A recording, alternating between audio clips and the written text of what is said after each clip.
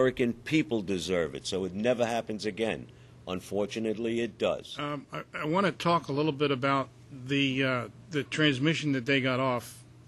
They figured out when the jamming was occurring, and they managed to get in a mayday. But in order to do that, they needed an antenna to get out on, to transmit on. What the first thing that the Israeli planes did was, one of the first things they did was to shoot out every single antenna, every single whip antenna. There was one whip and when I say shoot out, I mean these antennas were laying over. There was one antenna still standing, but there was a bullet hole through the Bakelite base of the antenna, but it was still there. One of our electronic technicians, Petty Officer Terry Helbridier, dodged machine gun fire and rocket fire to run a transmission line to that antenna. And that was the antenna that we were able to get out on.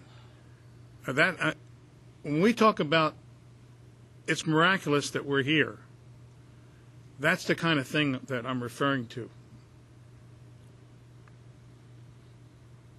Now, that motor torpedo boat that put the torpedo on our side, that incident killed 25 of the CTs, Marines, and the NSA fellows.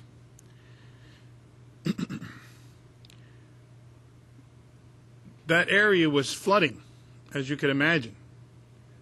Racks had toppled over with equipment, heavy racks had toppled over with equipment.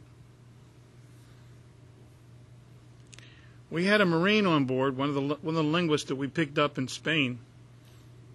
Sergeant Bryce Lockwood received the Silver Star because he repeatedly went back into the water looking for any movement of anybody that was trapped so he can bring them up. And finally, after he brought up Joe Lentini, another one of our friends, they told him, "We've got to close this hatch because the water's about to come over the hatch."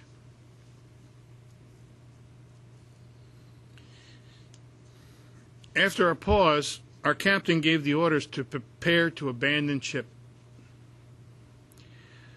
Lieutenant Lloyd Painter popped open an external hatch to see if it was safe to release the life rafts.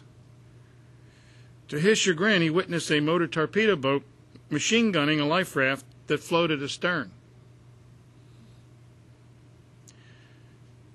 Life rafts were not an option, as they were now unusable. But with steaming power intact, and the fact that the ship seemed to be holding its own, the captain did not give orders to abandon ship and requested engineering to provide all available power. Our boilers were still functioning, and all the boilers were put online. And we were going to get out of there as fast as we could.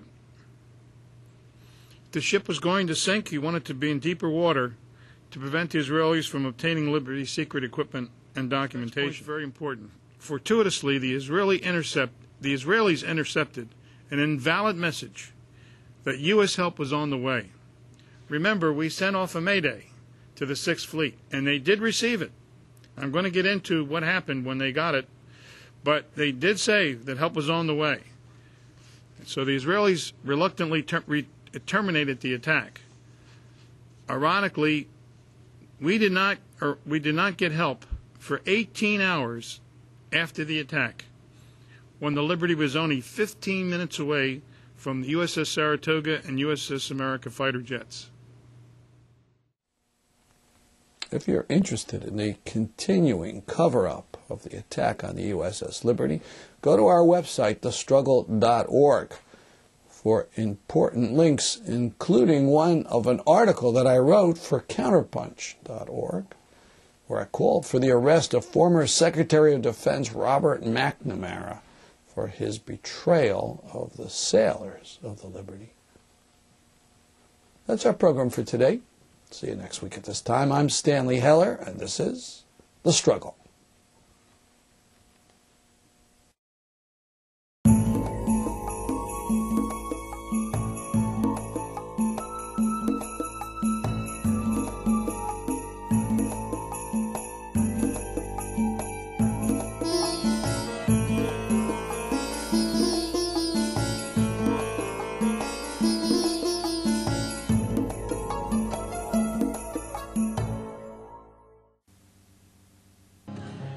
We've got a situation and it calls for a solution that upholds our domination of the planet. We're gonna make our case and we're gonna make it well. And if you don't like our logic, you can can it. We'll use impeccable intelligence from any country in the world, as long as we all see eye to eye. And if we don't find quite what we need, we know what to do. Just look into the camera and